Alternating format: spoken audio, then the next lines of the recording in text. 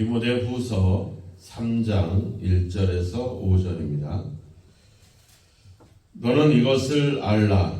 말세에 고통하는 때가 이르러 사람들이 자기를 사랑하며 돈을 사랑하며 자랑하며 교만하며 비방하며 부모를 거역하며 감사하지 아니하며 거룩하지 아니하며 무정하며 원통함을 풀지 아니하며 모함하며 절제하지 못하며 사나우며 선한 것을 좋아하지 아니하며 배신하며 조급하며 자만하며 쾌락을 사랑하기를 하나님 사랑하는 것보다 더하며 경건의 모양은 있으나 경건의 능력은 부인하니 이 같은 자들에게서 내가 돌아서라.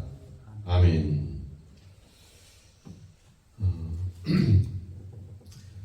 말세에 고통하는 때가 이른다. 이 말세라고 하는 표현은 이제 구약에서는 메시아, 즉 그리스도가 오시기 직전의 상태. 그러니까 예수님이 이 땅에 오시기 직전에 어떤 그런 세상의 그런 세상을 이제 말세 이렇게 표현합니다. 신약에 와서의 말세는 우리가 보통 이제 일반적으로 그 종말이라고 하는 표현을 쓰죠. 예수님이 재림하기 직전, 바로 그때. 그때다 이렇게 생각할 수 있는데, 이제 전후 맥락을 보면, 이 재림이라든지 이런 문제를 다루고 있기보다는 어떤 그런 세태에 대한 그런 표현들을 쓰고 있거든요. 그래서 여기서 말세라고 하는 표현은 예수님의 재림의 직전보다는 예수님이 오시고 나서 다시 재림하실 때까지의 시기. 그러니까 지금 어떻게 보면 오늘날 우리가 살고 있는 그 시대 전체를 의미한다라고 볼 수가 있습니다. 그러니까 우리가 살고 있는 어떤 그런 세상의 세태에 대한 그런 어떤 것을 사도 바울은 이것을 알아야 된다 이렇게 말하고 있죠. 그러니까 우리가 하나님도 알고 또 우리 자신에 대해서도 알고 또 우리가 어떻게 살아가야 될지도 알아야 되겠지만 지금 우리가 살고 있는 이 세상, 주님이 오시기 전까지 우리가 살아가야 될 이 세상의 어떤 그런 세태가 어떠한지를 우리가 아는 것이 중요합니다. 그래 알아야지 우리도 그런 것들을 경계하고 조심해야 되겠죠. 예수님도 마태복음 24장에 보면 그 어떤 말세에 일어날 어떤 징조에 대한 이야기를 할 때 나라와 나라가 서로 대적하고 난리와 어떤 기근과 이런 전쟁의 소문이 끊이지 않을 것이다.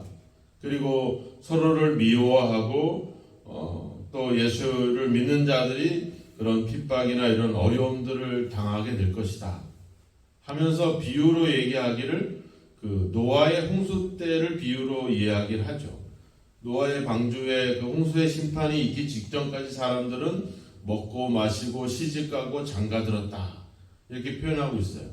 또 우리가 소돔과 고모라의 그 멸망 직전에 사람들이 자신들의 어떤 정욕과 쾌락에 빠져 있는 그런 세태를 그리고 나서 심판이 임하는 그런 역사를 우리는 보고 있었죠. 또 이스라엘이 또 뭐 바벨론이라든지 또 아수르라든지 이런 나라들에게 침략으로 인해서 멸망을 당하고 수천 년 동안 어떤 그 나라 없이 존재했던 그런 시대에 그들이 5절의 말씀처럼 경건의 모양은 있으나 경영의 능력은 부인한다 하는 어떤 그런 율법주의에 빠져서 예수 그리스도를 알지도 못하고 믿지도 않고 오히려 예수를 핍박하는 그런 시대. 그래서 결국은 나라를 잃고 그리고 수천 년 동안 그런 방황하는 그런 어떤 시대를 그들이 보내게 되죠. 그러니까 우리가 사는 이 세태가 결국은 어떤 하나님보다는 세상을 또 하나님보다는 사람을 하나님보다는 돈을 더 사랑하게 될 때 오게 되는 어떤 그런 결과들을 역사는 우리에게 증명을 해주고 있죠. 그런 어떤 지금의 세태는 어때요? 사람들이 자기를 사랑하고 돈을 사랑한다. 네.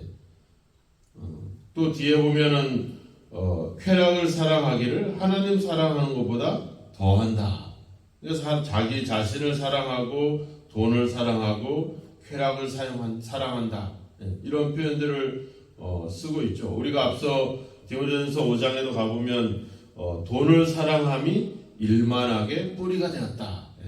그러니까 근본적인 문제는 하나님보다도 다른 것들, 사람과 돈과 쾌락과 이런 것들을 더 사랑하게 될 때 문제가 생기는 거죠. 우리가 앞서 2장에서 사도 바울이 디모데에게 이야기를 했잖아요. 그릇의 비유를 쓰면서 그릇이 깨끗하면, 자기를 깨끗하게 하면 귀히 쓰는 그릇이 될 것이다 하면서 정욕을 피하고 의와 믿음과 사랑과 화평을 따르라, 변론을 피하고 말다툼하지 마라, 이러면서 2장 마지막 절 26절 끝에 가보면 그 뜻을 따르게 하실까 합니다. 결국은 하나님의 뜻을 행하느냐 사람의 뜻을 따르느냐, 이것이 말세의 중요한 어떤 세태를 가늠하는 기준이 될 수 있다는 겁니다. 우리가 하나님 외에 다른 것들을 사랑하게 될 때, 그런 것들 사랑한다는 말이 뭐겠습니까? 거기에 열중한다는 거겠죠. 거기에 더 사모하고 더 집중한다는 것. 심지어 뭐예요? 부모를 거역하며 감사하지 아니하고 무정해진다. 그러니까 인간이 가장 잊지 말아야 될 은혜 중에 하나가 바로 부모의 은혜인 거죠.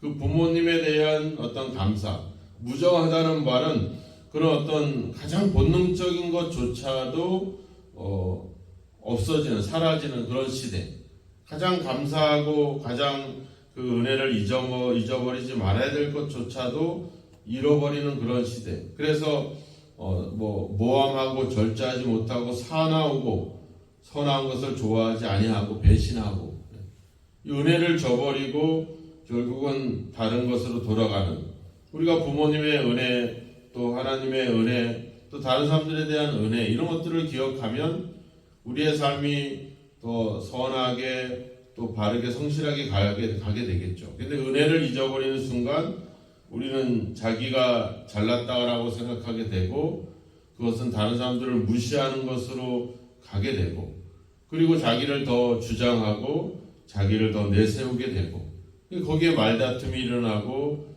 거기에 서로 변론이 일어나고 서로 다툼이 일어나고 그런 일들이 일어날 수밖에 없죠.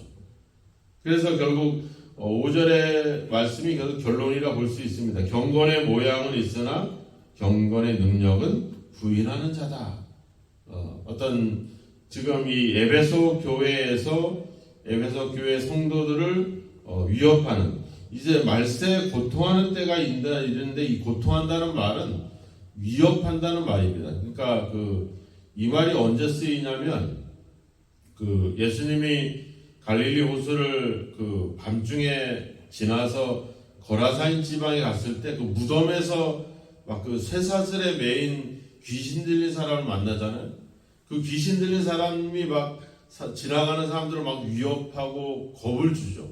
그때 쓰는 말이 이제 이 고통한다는 1절에 나와 있는 이 고통이라는 말이 그때 처음 쓰여지고 이제 여기서 지금 쓰여지는 단어입니다. 그러니까 말세가 되면 그런 것들이 우리를 위협한다는 거죠. 우리로 하여금 하나님의 뜻과 하나님에 대한 어떤 경건의 삶을 살지 못하도록 우리를 위협하고 또 미혹하고 이런 때가 이른다는 겁니다. 지금 이제 그런 시대를 우리가 살아가고 있죠. 하나님보다도 돈이 더 중요한 시대가 돼가고 있고, 하나님을 사랑하고 또 부모나 다른 사람에 대한 은혜를 생각하기보다는 자기를 더 생각하는 그런 시대. 그래서 서로 교만하고 비방하고, 결국 자랑이라고 하는 것이 자기들이 얼마나 많은 것들을 소유하고 있느냐, 이런 것들을 자랑하는 그런 시대가 되어버리고 만다는 겁니다. 결국 하나님보다는 자신을 위한 그런 어떤 쾌락의 삶을 살아가는 것, 이것이 우리가 살고 있는 이 세태라고 하는 것입니다.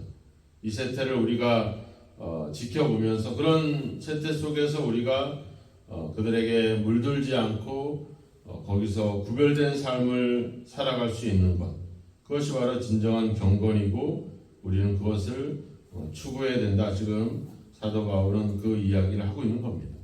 결국은 에베소 교회 안에 성도들을 미혹하고 넘어지게 하는 그런 이단자들, 그런 이단자들이 보여주고자 하는 것이, 우리가 디모데전서도 봤지만 그 사람들은 서로 율법의 선생이 되려고 했다고 이렇게 얘기하잖아요. 자기들의 지식을 자랑하고 자기들의 어떤 혈통을 자랑하고 자기들이 자기 조상들이 엄청난 어떤 역사와 기적을 일으킨 것처럼 그런 것들을 자랑하고 이런 것들을 자랑하죠. 우리가 유대인들이 가장 자랑하는 사람이 누굽니까? 모세 아니면 다윗이잖아요. 그 사람들이 어떤 신앙을 자랑하는 게 아니라 그분들이 행했던 어떤 능력과 기적과 또 다윗이 이스라엘을 가장 강대하게 만들었던 어떤 그런 힘과 권력, 그런 것들을 보면서 이제 우리를 구원할 메시아가 와도 그분이 능력과 기적을 행하고 다윗의 그 번성한 시대를 다시 우리에게 가져다 줄 거다, 이런 기대들을 갖는 거죠. 그러니까 결국은 어떤 하나님의 은혜보다는 어떤 세상에서 자랑할 만한, 내세울 만한 그런 어떤 힘과 능력과 권력, 이런 것들을 바라보게 되니까, 이게 사로잡히니까 예수님에 대한 생각도 그런 생각을 갖는 거예요. 그분이 나를 강대하게 만들고 나를 더 부유하게 만들고 나를 다른 사람들 앞에 봐라, 내가 더 옳았지 않느냐, 이런 것들을 우리가 교회를 다니면서 복 받고 또 잘되고 형통할 때 우리는 어떻게 돼요? 자랑으로 가죠. 어떤 자랑? 봐라, 내가 예수 믿고 얼마나 잘 됐느냐, 내가 얼마나 예수 믿고 복을 받았느냐, 이런 자랑으로 자꾸 우리는 흘러가게 되죠. 그 자랑이 우리에게 중요한 게 아니라 그런 것이 우리에게 목표가 아닌데, 그러니까 이 세태에 물들다 보니까 그것이 신앙 속에서도 그대로 들어와서 결국 내가 뭔가 자랑할 만한 것들이 생겨나도록, 아니 우리가 십자가라든지 내가 예수 믿고 고통당하고 핍박을 받고 어려움을 당하고 이런 것들 누가 자랑을 해요? 그런 자랑은 안 하잖아요. 근데 성경에 주님이 원하시는 자랑은 바로 그거잖아요. 바울이 그랬잖아요. 내가 십자가와 내가 그분의 십자가를 못 박힌 것 외에는 알지 않기로 작정했다. 내가 나의 오직 자랑은 십자가뿐이다. 이런 것. 근데 이 세태는 그런 것이 자랑이 아니거든요. 잘 돼야지 자랑이라는 것.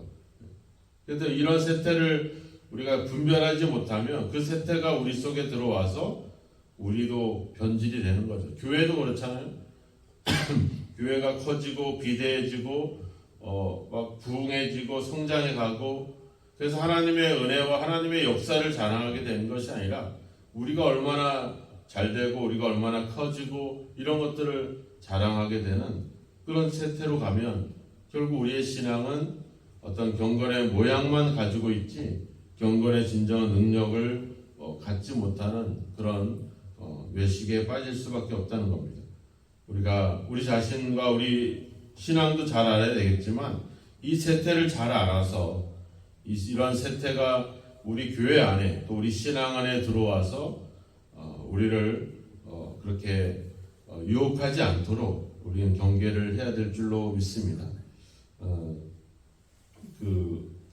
어제 제가 이제 사모하고 이제 오랜만에 이제 마음을 먹고, 야, 가을이 지나가는데 단풍이라도 봐야 되지 않냐. 이래서 이제 작정을 하고 이제 강원도를 갔죠. 너무 늦게 갔어요. 한 10시 넘어서 좀 갔으니까. 이제 백담사를 갔는데 차가 쫙 막히고, 또 문제는 뭐냐면 차를 내려서 셔틀버스를 타야 되는데 셔틀버스 타는데 또 사람들이 줄을 막 엄청나게 쓴 거죠. 백담사 가기까지 한 2시간 이상은 걸릴 것 같아. 근데 가다가 이제 무슨 꽃밭이 있어서, 야, 나중에 안 되면 여기서 사진이라도 찍자 이러고 지나치고 갔다가 이제 거기 와서 길에서 시간 다 보낼 것 같아서 에이 그러지 말고 한계령을 넘어서 바다 보고 이렇게 그냥 드라이브나 하고 오자.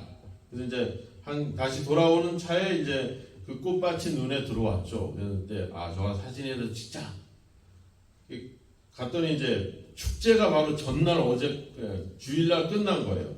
근데 이제 축제를 끝나고 이 꽃들을 처분을 해야 되는데 너무 많으니까 그냥 다 가져가래요. 막 그래가지고 저희가 이제 가서 이제 정신없이 가져가요. 화분은 빼놓고 속이꼼 빼가라고 하니까 이제 빼가지고 저희 조만한 차에다가 뒷좌석에 앞좌석에 막 그냥 바리바리 다 쌓아놓고 또 주변 쓰레기장 가서 박스 구에다가 이제 심어놓은 거 그거 다 캐가지고 또 해가지고 이제 우리 그 밭에 좀 심으려고 이제 해가지고 오고 그래가지고 오니까 한 6시가 넘었더라고요. 이렇게 다이소 가서 이제 화분을 싼 걸 좀 사다가 이제 꼽아놓고 이제 이렇게 해서 어제 밤에 한 늦게까지 이제 대충 작업을 마치고 왔는데 우리가 하나님이 단풍보다는 교회를 좀 예쁘게 꾸미라고 이렇게 예비를 하시는 거구나 이런 걸 보면서 뭐 단풍 구경하는 게 잘못된 건 아닌데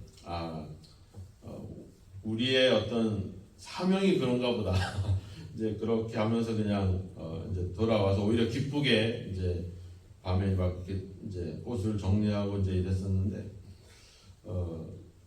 그렇습니다. 사람들이 많이 이제 그런 월요일인데도 수많은 사람들이 이렇게 그 단풍 보려고 이렇게 몰려가는 그런 걸 좀 보았죠.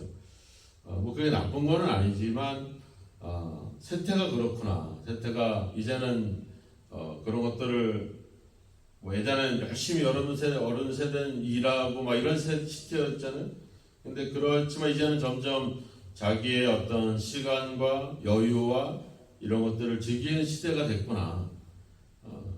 또 저마다 또 뭐 아주 옷들도 화려하고 또 뭐 차도 좋고 막 이런 시대를 보면서 저희는 이제 차가 이제 썬팅이 안 되니까 이제 다 보이잖아요. 사람들이 궁금해할 거예요. 조그만 차가 꽃은 뒤에 바리바리 그냥 싸가지고 어딜 저기 갔다 왔을까 이제 이런 생각 가지는데 오히려 그게 더 기쁨이 되더라고요. 단풍 구경은 못했는데 교회를 어떻게든 뭐 축제 때 꽃이긴 하지만 일단 뭐 우리가 이렇게 뭐 비용 없이 이렇게 꾸며질 수 있게 하는 게 참 또 다른 은혜구나 이제 이런 것들을 경험하게 됐는데 그렇습니다. 우리가 이 세태가 그런 시대로 가고 있다는 것. 문제는 우리가 그 속에서 하나님의 은혜를 누리는 것은 괜찮겠지만 그 세태에 빠져서 우리가 해야 될 역할과 우리가 가야 될 길을 잃어버릴 때, 그 방향을 잃어버리게 될 때 우리 또한 이들이 가졌던 이런 문제가 우리 속에 들어오지 않겠나 이런 생각들을 갖습니다. 우리가 이 세태를 잘 보면서 그 세태에 우리가 같이 휩싸이지 않도록 우리가 필요한 것들은 때로는 감사함으로 누려야 되겠지만 너무 지나치게 그런 세태에 빠지게 되면 우리도 어느 순간에 우리도 모른 채 주님으로부터 점점 멀어져 갈 수밖에 없다는 것입니다. 오늘도 내가 이 시대에 물들지 않고 이 시대 속에서 하나님의 은혜를 감사할 뿐만 아니라 누리는 것뿐만 아니라 진정한 하나님의 뜻을 알고 어떤 신앙이 우리 믿음의 사람들이 가야 될 믿음의 길을 우리가 곧바로 걸어갈 수 있도록 우리 기도하면서 오늘도 이 세태를 경계하면서 우리 자신의 믿음과 신앙을 지켜가는 어떤 경건의 능력을 소유하는 그런 저와 여러분이 되기를 주님의 이름으로 축원합니다. 기도하겠습니다. 하나님, 우리가 이 세태가 어떻게 흘러가고 이 세태가 어떻게 존재하고 살아가고 있는지를 잘 알기를 원합니다. 그래서 그 세상으로부터 우리 자신들을 지키고 그들에게 물들지 않고 휩싸이지 않도록 항상 믿음의 자리에 바로 설 수 있는 저희들이 되게 하소서. 무엇보다도 하나님의 뜻보다 우리의 뜻과 우리 자신의 뜻을 행하려고 아버지 저 흘러가고 있는 이 세태의 흐름 속에 우리도 같이 물들지 않게 하시고 그럴수록 우리가 더 하나님을 사랑하고 하나님의 뜻을 더 우리 삶에 펼쳐갈 수 있는 그러한 삶을 살아가도록 우리를 도우시고 인도하여 주옵소서. 오늘도 우리가 세상 속에 살아가고 있습니다. 하나님 아버지, 그들에게 우리가 주여 그 풍조에 휘말리지 않고 그 사람들의 생각과 아버지의 사고방식에 사로잡히지 않고 우리가 가야 될 믿음의 길, 경건한 길을 걸어갈 수 있도록 우리를 성령으로 보호하여 주시고 은혜로 함께하여 주옵소서. 하나님 아버지, 이 시대의 흐름을 우리가 잘 파악하고 그 속에서 지혜를 얻어서 더욱더 아버지 주여 분별하고 아버지 주여 판단력을 주셔서 우리로 하여금 무엇이 하나님의 뜻인지를 잘 분별하여 그 뜻에 온전히 순종함으로 오늘도 우리를 통해 하나님의 뜻이 이루어지고 우리를 통해 하나님의 이름이 더 증거되어지는, 그래서 우리보다 하나님이 더 드러나는 그런 삶이 되도록 우리를 인도하여 주시고 은혜로 함께하여 주옵소서. 예수님의 이름으로 기도하옵나이다. 아멘.